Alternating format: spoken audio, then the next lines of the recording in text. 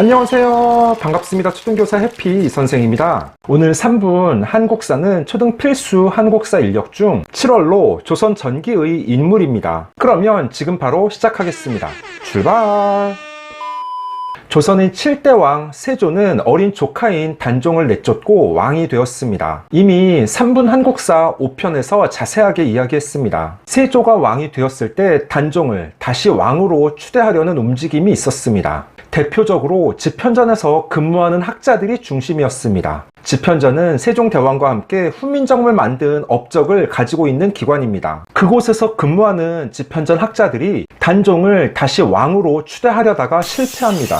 그때 죽은 성산문, 박팽년, 이계, 하위지, 유흥부, 유성원 등의 6명의 신하를 사육신이라고 부릅니다. 참고로 서울 동작구 노량진에 사육신의 묘를 공원으로 꾸며놓은 사육신 공원이 있습니다. 사육신 말고 생육신도 있습니다. 생육신은 세조가 단종의 왕위를 빼앗자 벼슬을 버리고 단종에 대한 충성심을 지킨 6명의 신하를 말합니다. 앞서 말한 사육신은 목숨을 바친 6명의 신하로 죽을 사자이고 생육신은 살다 생입니다. 생육신 중 가장 유명한 사람으로는 김시습이 있습니다. 김시습은 태어난 지 8달 만에 글을 알고 3살 때 시를 지었으며 5살 때 성리학 공부를 한 천재였다고 합니다. 하지만 세조가 왕위를 빼앗았다는 소식을 들은 후 보던 책들을 모두 불태운 후 스스로 머리를 깎고 전국을 떠돌아다녔습니다. 만약 김시습이 계속 벼슬을 했다면 더욱 커다란 업적을 남길 수 있었을 텐데 아쉬운 일입니다. 다음은 임진왜란으로부터 조선을 지킨 유성룡 선생을 소개하겠습니다. 아마 이순신 장군은 우리 친구들이 모두 들어서 알고 있겠지만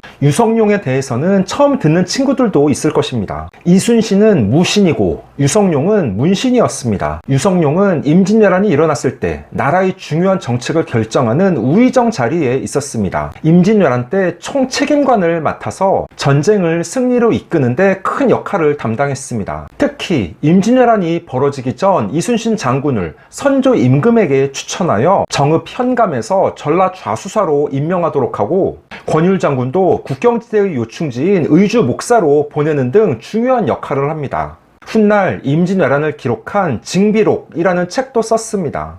유성룡이 66세로 세상을 떠나자 선조는 3일 동안 회의를 하지 않고 쉬면서 슬퍼하고 남대문 상인들도 4일간 장사를 하지 않았다고 합니다. 집중!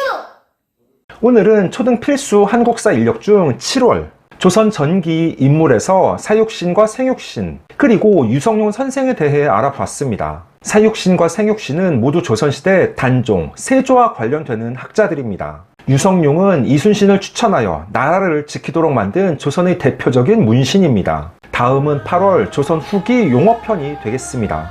이상 해피 이선생의 3분 한국사였습니다. 안녕.